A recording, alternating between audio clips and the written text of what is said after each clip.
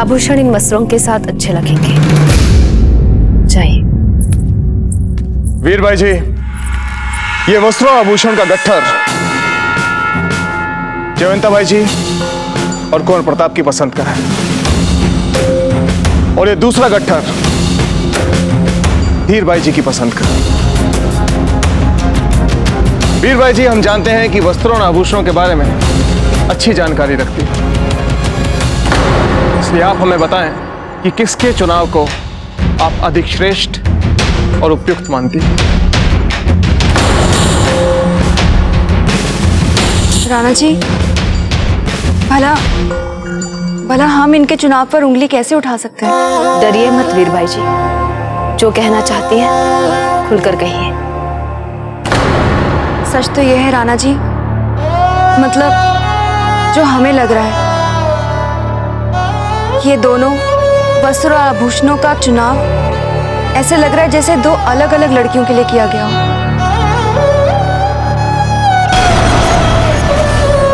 ये आप क्या कह रही है वीर भाई जी? हम सभी ने ये फूल कवर के लिए ही चुना है। उन्हीं का विवाह हो रहा है प्रताप से। हाँ, रानी माँ ठीक कह रही है। जयवंता भाई जी, वीर भाई जी बिल्कुल ठीक कह रहे हैं। फूल कंवर के लिए आपने वस्त्र आभूषण तो चुना ही नहीं, आपने ये सारे वस्त्र आभूषण ये देखकर चुने हैं कि ये अजब देह पर अच्छे लगे।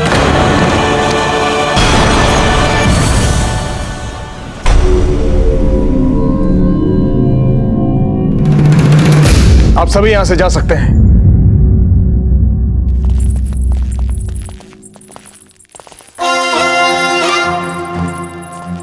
जानती हैं सब कुछ क्यों हुआ? क्योंकि आपके और कुंवर प्रताप के मन में अजब देह बसी हुई है। सच कहिएगा जयवंता भाई जी, क्या आपकी मन से इच्छा नहीं है कि कुंवर प्रताप का विवाह अजब देह से हो जाए?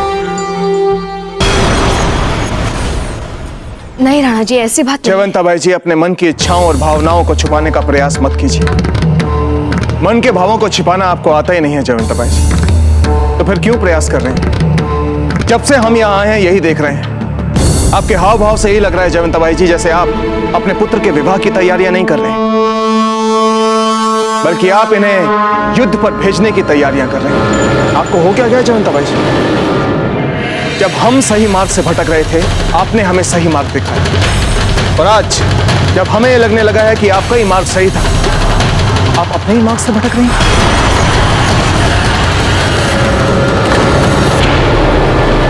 सच कहें जयवंता बाई जी, जीवन में पहली बार आपने सत्य का मार्ग छोड़ा, आपने धर्म का मार्ग छोड़ा, इसलिए राजनीति के लिए।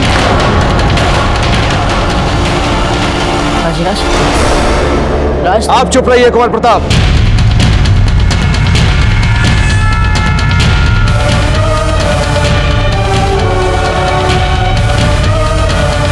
आपको क्या लगता है आपके दाजीराज कठोर हृदय के आपकी भावनाओं को समझ नहीं सकते? राजधर्म के नाम पर बार बार आपसे बलिदान की अपेक्षा करेंगे? सोचिए कुंवर प्रताप, क्या आपको अजब देह से अच्छी बीनड़ी कहीं मिल सकती है?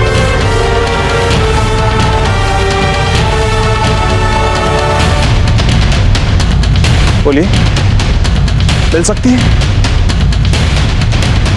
राणा जी, हमारे विचार से यह समय भावुक होने का नहीं है। यही समय है भावुक होने का धीर भाई जी। अपनी आंखें खोल कर देखिए। आपको क्या लगता है कुंवर प्रताप को सुरक्षा के लिए सहस्त्रों लाखों सैनिकों की आवश्यकता?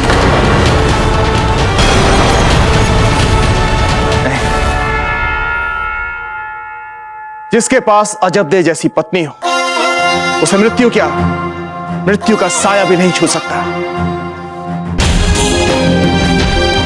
आप ही देख लीजिए, हम यहां कुंवर प्रताप के विवाह की चिंता ठीक से नहीं कर पा रहे और वहां अजब देह इनके भविष्य की चिंता कर रहे हैं। समस्त राजपुताने के पंडितों और ग्रंथों की सहायता से उन्होंने कुंवर प्रताप के लिए 100 वर्षों का पंचांग बनाया है। ये देखिए, और ये पंचांग उन्होंने इनके शासन में सहायता के लिए नहीं बनवाया, बल्कि उनकी लंबी आयु की कामना के लिए बनवाया है। अजब दे के इस उपहार ने एक बार फिर से सिद्ध कर दिया है कि वो कुंवर प्रताप की लंबी आयु के लिए केवल पूजा पाठ ही नहीं करती, व्रत उपवास ही नहीं रखती, बल्कि हर घड़ी हर क्षण ईश्वर से प्रार्थना करती है। वो कुंवर प्रताप के बारे में कुंवर प्रताप के परिवार से अधिक सोचती है, उससे आगे बढ़कर सोचती है। अब आप ही बताइए धीर भाई जी, कोई और साक्ष्य चाहिए आपको?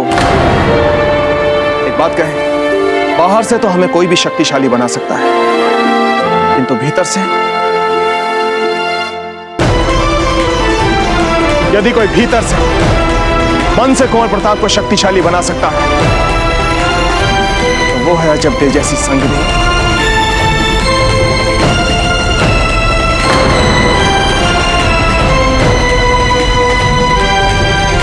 राणा जी, आपकी बातों से ऐसा व्यतीत हो रहा है जैसे आपने अजब दे के लिए बहुत पहले से ही मन बना लिया था। हमने तो मन बहुत पहले से ही बना लिया था।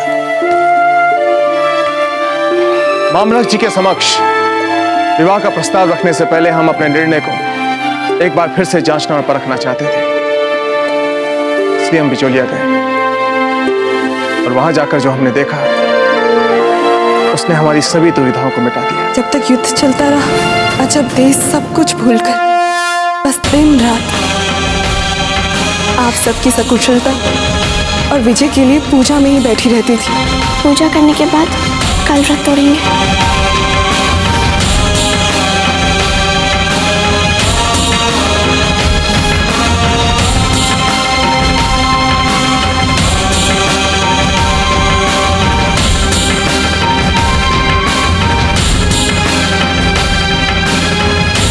ये विषाक्त किरण अजब दे को काट रहा था और संभवतः बाजूराज की नींद न खुल जाए, इसीलिए अजब दे चुपचाप ये पीड़ा चलती रही।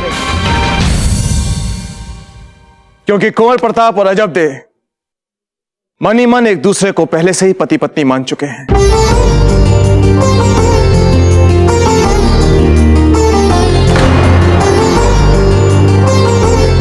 क्यों कुंवर प्रताप, हम कुछ गलत कह रहे हैं? उत्तर दीजिए।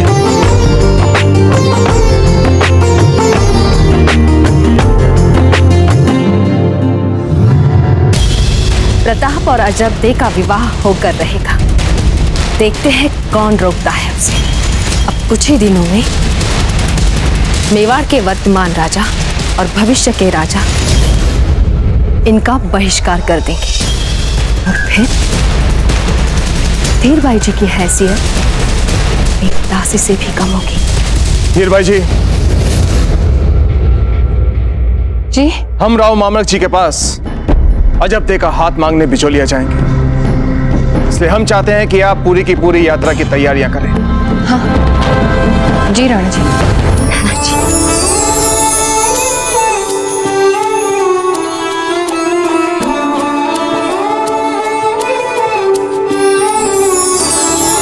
बहुत बहुत धन्यवाद राणा जी, आपने हमारे मन पर रहने वाला जीवन भर का बोझ पल भर में हटा दिया। बोलिए कुंवर प्रताप, आप हमारे इस निर्णय से प्रसन्न तो हैं?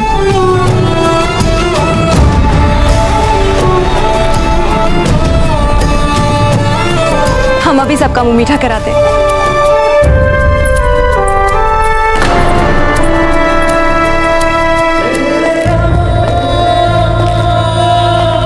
क्योंकि कुंवर प्रताप और अजब दे मन ही मन एक दूसरे को पहले से ही पति पत्नी मान चुके हैं, हम मामलक जी के पास अजब दे का हाथ मांगने बिचौलिया जाएंगे।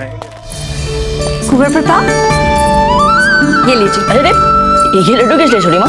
अच्छा, इतने भोले भी मत बनिए, आपका रिश्ता पक्का हुआ है तो क्या हम आपका मुंह भी मीठा नहीं करवाएंगे? लीजिए।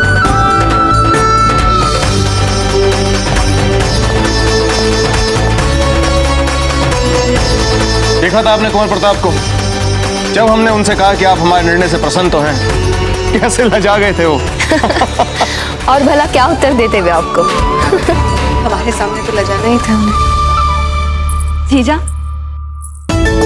आप जानती हैं अभी हमने जब कुंवर प्रताप को उनका रिश्ता पक्का होने की खुशी में लड्डू खिलाया ना, उनका मुख फेंकने वाला था, एकदम लाल। जीजा, आपको बहुत बहुत बधाई। आपको भी वीर भाई जी।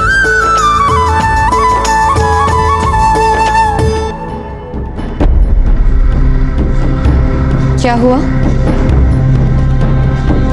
जीजा, आपके मुख की रंगत उड़ी उड़ी सी क्यों लग रही है?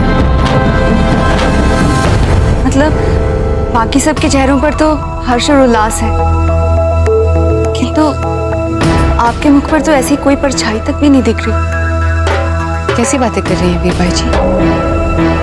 कुंवर प्रताप का विवाह हो रहा है, हमसे अधिक प्रसन्न कौन हो सकता है? खिलाइए हमें लड्डू। जी।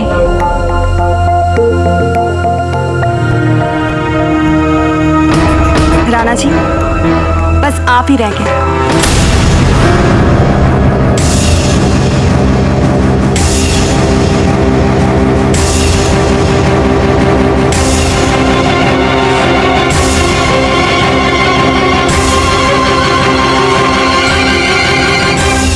जयवंता बाई जी, हमें बिचौलिए जाने की तैयारियां करनी है, चलते हैं।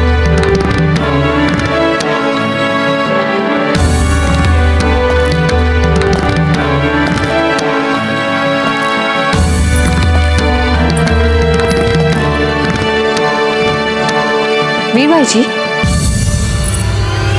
ऐसे देखिए, नहीं इसे तो चेहरे की रंगत उड़ना नहीं कहते।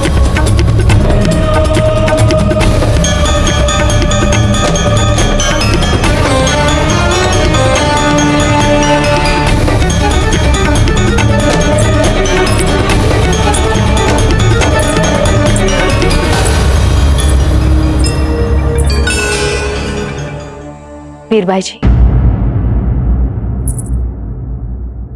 हमें खिला दीजिए लड्डू। महलों में अजब देसी बहू आने वाली है, जितनी मिठाई खाए कम है।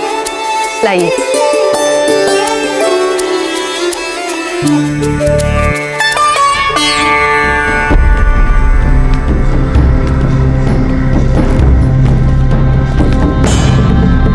हे अग्नि जी, अब ये फिर प्रश्नों की बौछार करेंगे। रक्षा करो प्रभु, रक्षा करो। अरे अरे, आइए बाबूजीराज, ये आपका कक्ष है। चक्रपाणी, हमें बहुत काम निपटाने हैं। रावत जी के साथ बैठकर अश्वरोही सैन्य दल के सशक्तिकरण पर मंत्रणा भी करनी है, और कोषाध्यक्ष जी के साथ भी हमें इस विगत युद्ध में हुए व्यय का आंकलन भी करना है। सचमुच यकायक बहुत काम पड़े। हाँ, करते रहिए ये सब। यहाँ वहाँ अजब किसी और से विवाह कर लेंगे। और वैसे भी अजब ने कौन सी हाँ कह दी आपके लिए? पानी पानी पानी।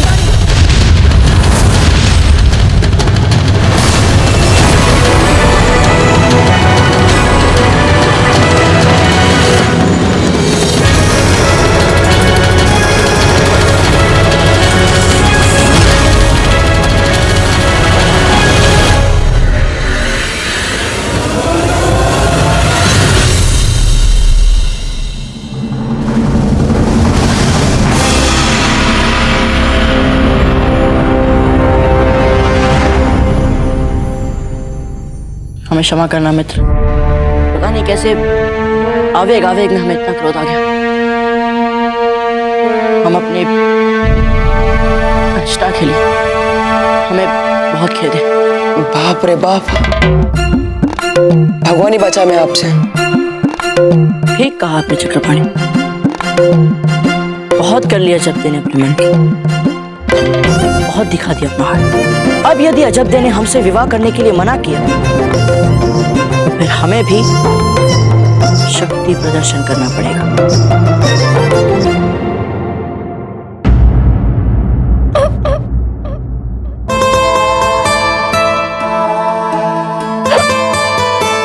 अच्छा, कोई है? देखो तो कितनी हिचकियां आ रही हैं। जब देखो तुरंत शीतल जल दो।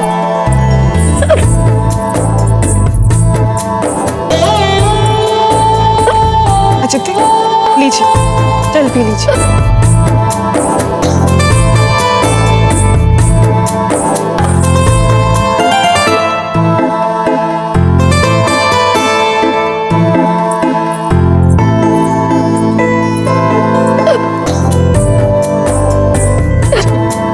अजब दे, ये लगातार तीसरी बार आपको हिचकियां आ रही हैं। हमें तो लगता है वो सच्चे मन से आपको स्मरण कर रहा है। माँ, हमें लगता है हमें ये कढ़ाई शीघ्रता से पूरी कर लेनी चाहिए, नहीं तो देर हो जाएगी। कहीं कुंवर प्रताप तो आपको स्मरण नहीं कर रहे?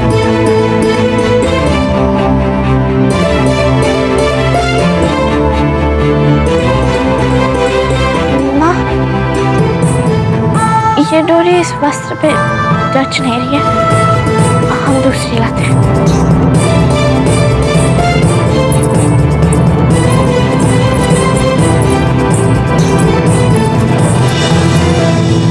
अरे बाबूजीराज, लगता है युद्ध लड़ते लड़ते आपका हृदय तीर तलवार हो गया है। क्या मतलब? शक्ति प्रदर्शन करके आप अजब से हाथ कहलवाएंगे तो इसमें क्या हुआ? यदि एक बार सुनियोजित और प्रभावी बल प्रयोग किया हमने तो देखना, अजब दे 2 पल में हमसे विवाह के लिए मान जाएगी। क्या बात कर रहे हैं आप बाबूजीराज? अजब दे के सामने खुल के तो बात नहीं कर पाते आप, बल का क्या प्रयोग करेंगे?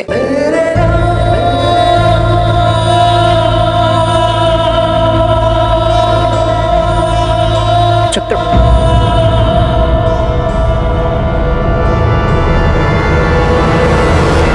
आप हमारे मित्र हैं या फिर अजब दे के? आपके आपके तो फिर हमें क्यों उलझा रहे हैं आप? हम जानते हैं चक्रपाणी, आपने हमारी समस्या के लिए कोई ना कोई तो उपाय सोच लिया होगा। अब आप समय मत गवाइए, हमें शीघ्र बताइए। वही तो बताना चाहते थे आपको, पर क्या करें, आप इतने अधिक व्यस्त हैं। कोषाध्यक्ष जी से गहन मंत्रणा है, सेना का सशक्तिकरण। सीधे बताते या फिर यहीं दिखाया आपको सेना का सशक्तिकरण? अरे बाबूजीराज, हमें छोड़िए। बोलिए। अजब दिन आपको कैसे सुरुचिपूर्ण स्नेह भरा उपहार दिया, शताब्दी पंचांग अमर विचार से भी आपको